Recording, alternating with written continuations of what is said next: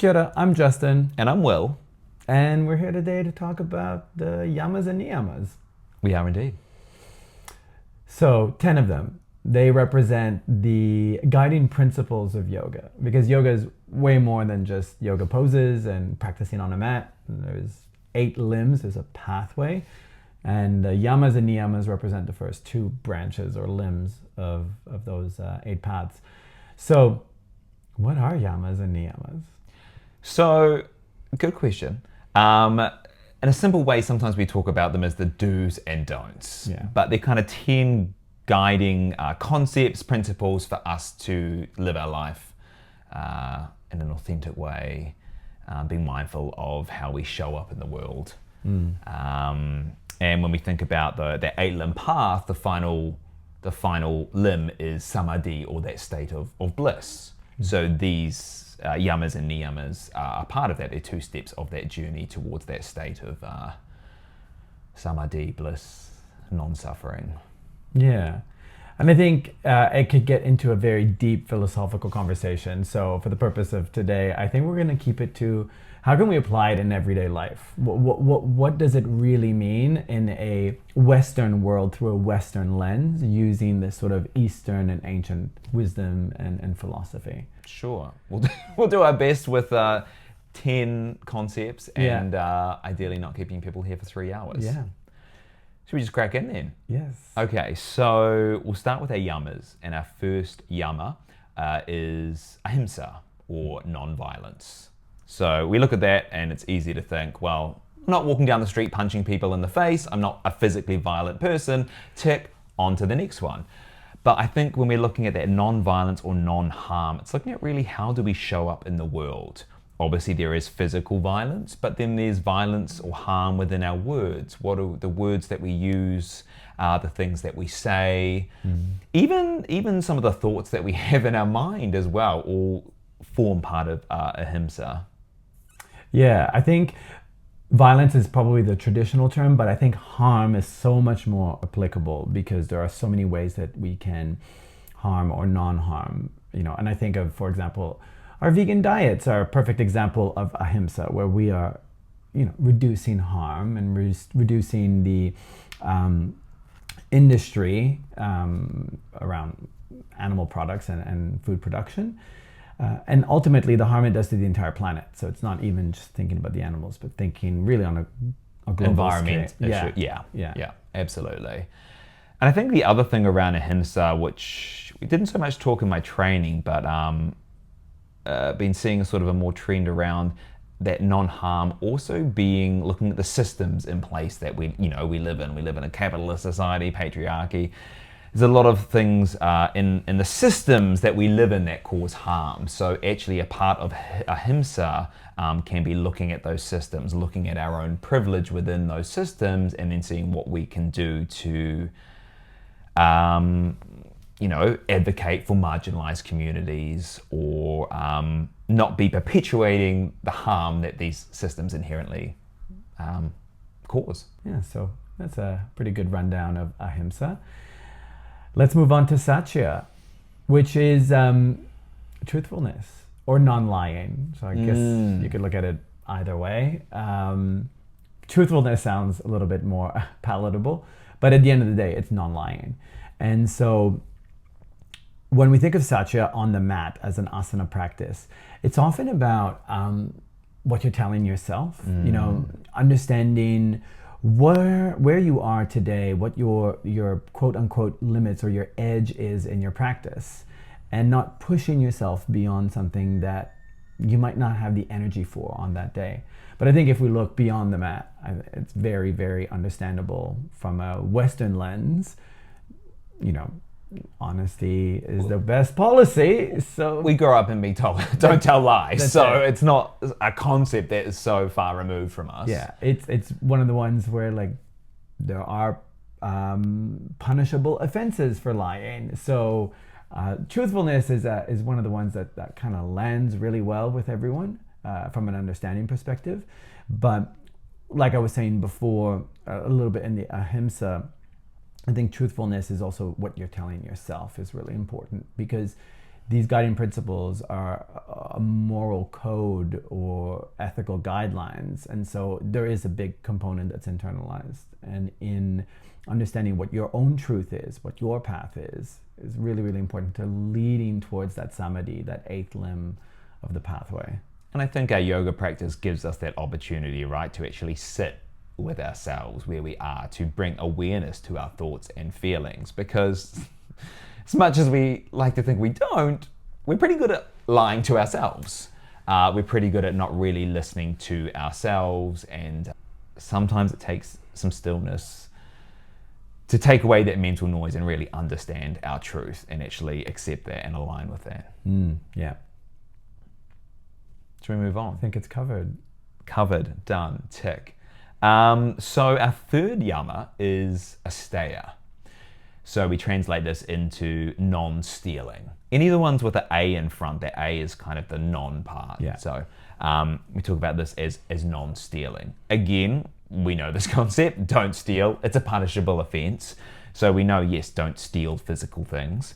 But we also, when we think about stealing, I guess it's sort of taking from others. So that could be time, that could be energy, taking what doesn't belong to you. So, you know, I think an example is even in a yoga practice is, you know, people are at the beginning of their practice, maybe starting to find a little bit of stillness, check in with themselves. Someone comes in late, throws out the mat, slams it down. You've kind of stolen their peace, or stolen that time and space from them. I laugh because I think we can all relate to that. That very much happens in any environment, and it does feel translatable beyond on the mat as well. It's on public transportation, talking really loud on your phone, for example. That's stealing a bit of the peace. You know, there's a bit of decorum that we kind of almost expect as a society, and when we're not as aware, we might not be intentionally doing it, and that's why it's quite important to consider these yamas and think about how do they apply in everyday life. I like that. Yeah. Shall we move on to the fourth yama? Let's do it. So the fourth yama, brahmacharya. So Brahma derived from Brahman, which is one of the main deities in Hindu philosophy and mythology. This one feels a bit dated when you think of the literal translation. So it's about 5,000 years old, and it's the concept of celibacy or modesty. And the whole idea behind it is preserving that sort of sexual energy and keeping it for very specific moments and for specific outcomes, for example, procreation and making a baby. Right. But what I find has really shifted in concept, and this is across the East and the West, is that now brahmacharya is more about the energy and where we put energy into things and where we hold back on squandering or wasting energy. And that could be interpreted in all kinds of ways, but the way I like to think about it is, you know, how much energy do you put into those toxic relationships that we feel obligated to maintain? Or what kind of energy are you putting into your doom scrolling? Like, could you potentially be putting that energy into something maybe more productive, not just wasting it away? So I think that these are really kind of modern takes on a really ancient concept. And I also think as well, you know, some of these concepts, maybe for someone who is living like a monk lifestyle, for example, and literally yoga is their entire life, they're probably going to be applying things in a different way than someone who has got a job, family, friends, living in this world. Same thing as a nun, for example, or a Christian nun is probably going to be applying those teachings differently than someone who isn't a nun, right? So I think, you know, sort of that approach around energy moderation is probably more relevant for us living in a modern world. We've got one more. One more yama to go. So our final one, we're looking at aparigraha, or non-hoarding. So similar, or it can sound similar to non-stealing, but when I think about non-hoarding. I think around excess. I think around, yes, hoarding possessions. Do I have more clothes, more books, more this or that than I need? But again, it's also thinking, yeah, what am I hoarding? What am I taking more of than I need to? And again, when we're thinking about this in relation to others, what am I taking that isn't allowing, is taking from someone else? Yeah, yeah. So I remember when we were chatting, you talked about an example from your teacher training of a monk, for example, going, serving dinner, grabbing dal or whatever's being served for dinner, but having a look behind to see how many people are behind me. How much does this food need to, how many people, is this food going to sustain, and how much am I going to take to make sure that there is enough for everyone? Yeah, yeah. I always go back to that one because I think it's a really good example of just being aware of the environment that you're in. And I think that translates really easily into the class environment for a yoga practice. When the first in class, you might want to take the prime spot and like lay your mat perfectly in the middle, in the center of the room. But if you consider the space and if you consider the amount of people that are potentially coming, in a way, you're taking space away from others. So it's just about being a little bit more mindful and intentional when setting yourself up for your practice. And your practice is really important, and we want people to find the right place for them in class. But we also would like people to be aware of, by placing it there, you're basically taking up 3 spots. And it's a little bit of that aparigraha happening there. I laugh because that is my biggest bugbear, especially when we go to yoga barn. There's this environment where so many people come together to practice yoga, but then everyone is sort of pushing everyone out of the way to get into the studio first, to get their space. And it just seems so counter to what we're all here to do.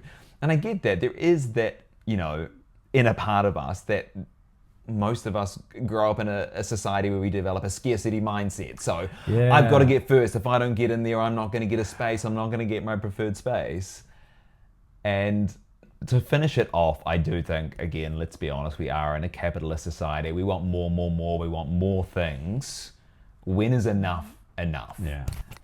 And I think aparigraha, non-hoarding, asks us to actually say, actually, you know what? We're always going to want more. We're in a society, we always want more. We don't have enough money. We don't have enough this. We don't have enough that. Well, we're presented with more also. True. So it's that point of actually saying, well, actually, do I need this? Billionaires, they want more money. Do they need more money? Absolutely not.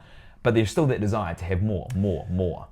And I think, aparigraha is kind of the antidote in a way of to that mentality, to that mindset. What is enough? What is enough? Yeah.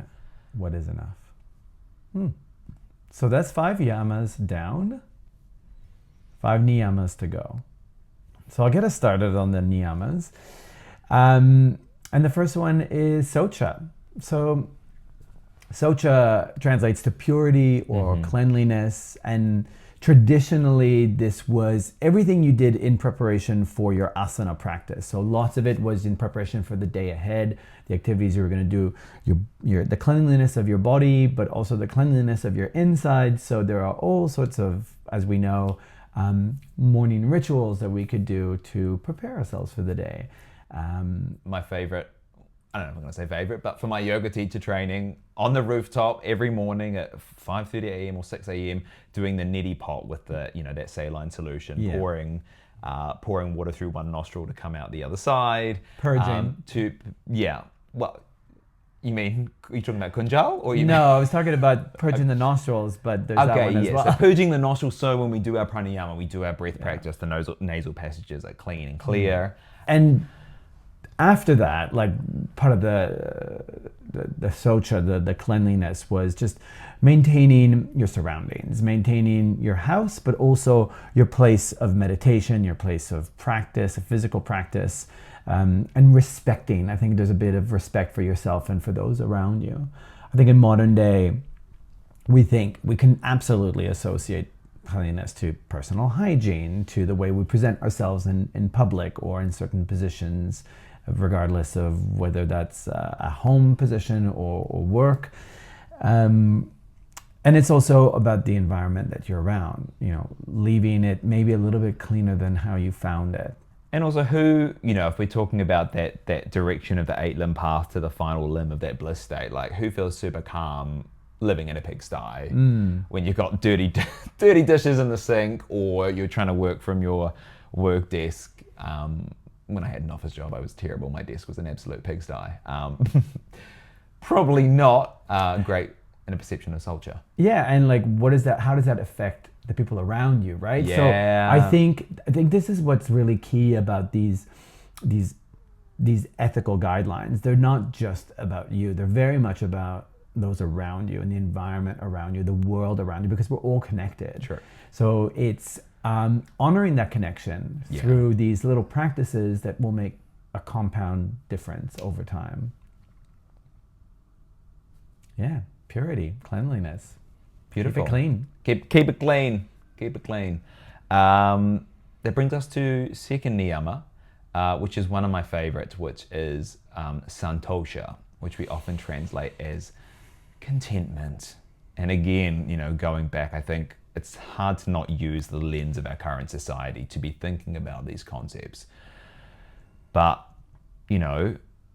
we are always going to want more. There are times in our lives where things are really going our way, where we're like, yes, everything seems to be aligning. There are times in our lives where we encounter challenges, things are hard, and maybe it feels like it's never going to end. And if we are completely at the whim of all these external things which we cannot control, we can pretend we can, but there are so many things outside of our control. And if those so heavily dictate us, and dictate our mood and dictate how we feel, then we're kind of just thrown around in the ocean. I love the idea of this santosha, this contentment, is like, on the top of the ocean. It can be stormy, it can be rainy, the massive waves crashing, like stuff happens in life. Yeah.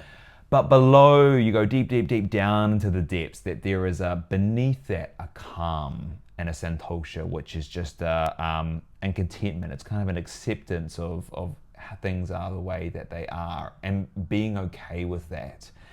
And it's easier said than done. It's easier to sit here and be like, oh, contentment, beautiful. I'm just going to stay content about everything. It's a practice.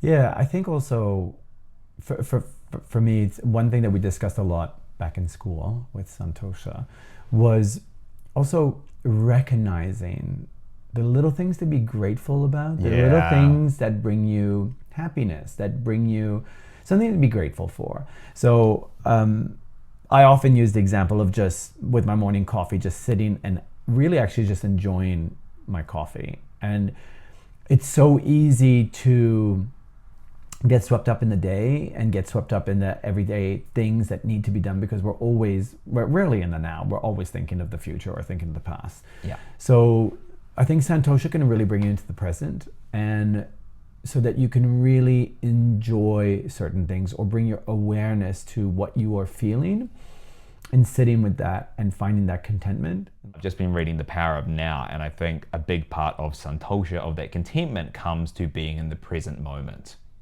When we think, oh, to the future, this is what it's going to be better, or this or that, really hard to feel content. But when we're actually in the present moment and we think, well, there may be some challenges, but right now, right in this moment, this second, not 10 minutes, actually, what are my issues, or what are my challenges? Stop and smell the roses. Stop and smell the roses. Yeah. And I think that's a big part of the yoga practice, with the breathing, even the poses, shavasana at the end, helps us to cultivate that sense of contentment.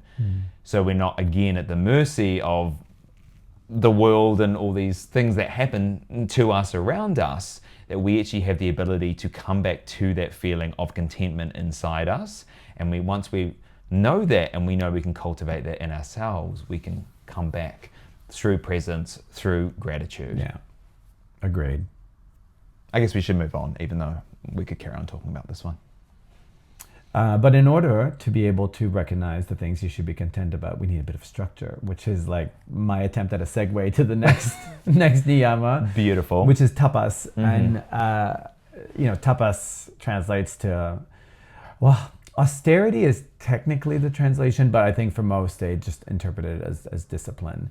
And it's just about finding structure and establishing structure.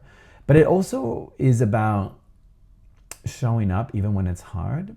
So it's often used in the context of like asana practice, so your physical yoga practice.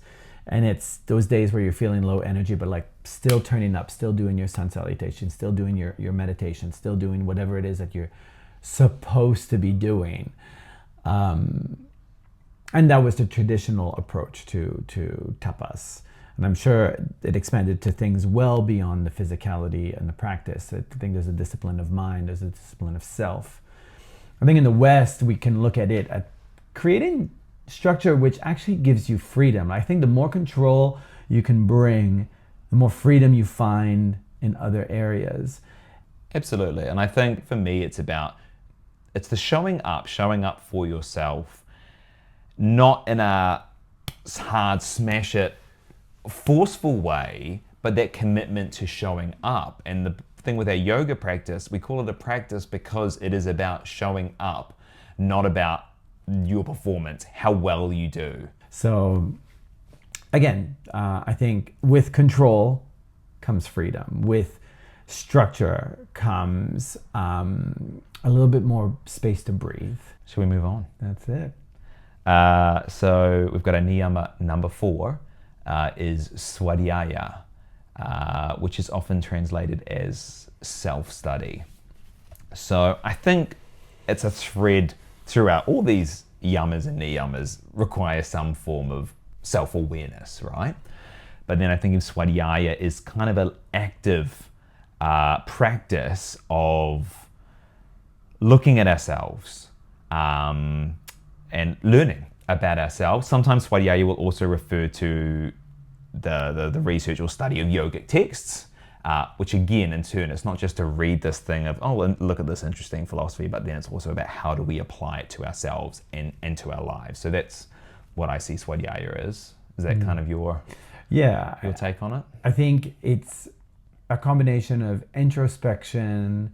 It's a combination of kind of looking at the evidence that's around you, the ripple effect that you have on the world, the environment, the people you interact with, and then I guess in a way labeling, is that who you want to be? Is that a reflection of who you truly are?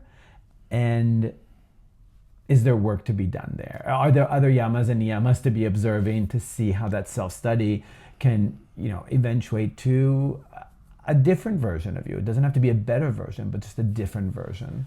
I think as well, it can be challenging to look at ourselves and not be judgmental. I think most of us are probably harsher on ourselves. Not if you're practicing ahimsa. Not if you're practicing ahimsa. But most of us are probably the harshest person. We'll say some of the things that we say to ourselves that we would never say to a friend or a loved one. So I think swadhyaya as well is how do we create that awareness, but also with self-compassion and kindness that isn't just about self-flagellation. Yeah. Oh, I did this, I'm bad, this wasn't good enough. But is actually okay, like creating that awareness. We cannot change anything unless we're first aware of it. And I think for me, a practice that I've been trying and I'm still trying to cultivate and make a habit and bring some tapas and discipline is journaling.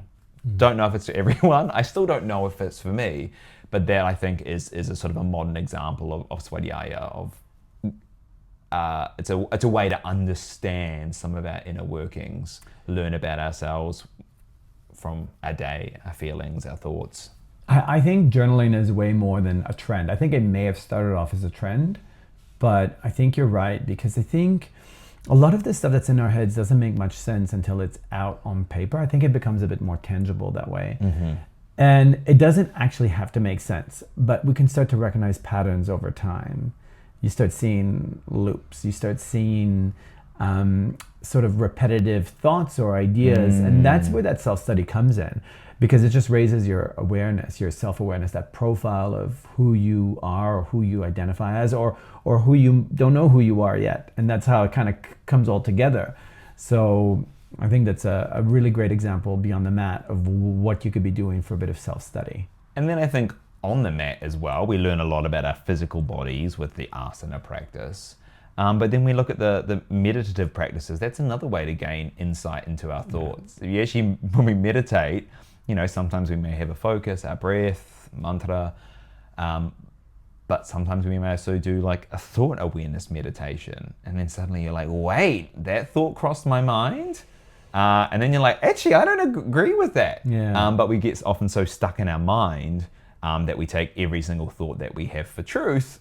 When we have that little separation from our thoughts, I think that really is a moment of swadhyaya or self-study, because then we're not so invested in that thought process that we can actually step outside it and see it for what it is. Not every thought is truth. And if we don't have awareness of that, then how can we decide if we want to shift anything? Yeah. Should we do it? And speaking of shifting, our final niyama, which is Ishvara Pranidhana, which is a bit of a mouthful, is going to sound very different to some of what we've discussed today, which is just letting go of attachments, but just also kind of, in a way, trusting the universe. Which is really interesting because 2 niyamas ago, it was all about control and discipline. So like 2 niyamas ago, we're talking about tapas, and now we're actually talking about letting it go. But it's not about letting go of that discipline. I think what we mean by letting go and non-attachment is everything from the physical to the psychological. It's just knowing when it's time to release something. Mm-hmm.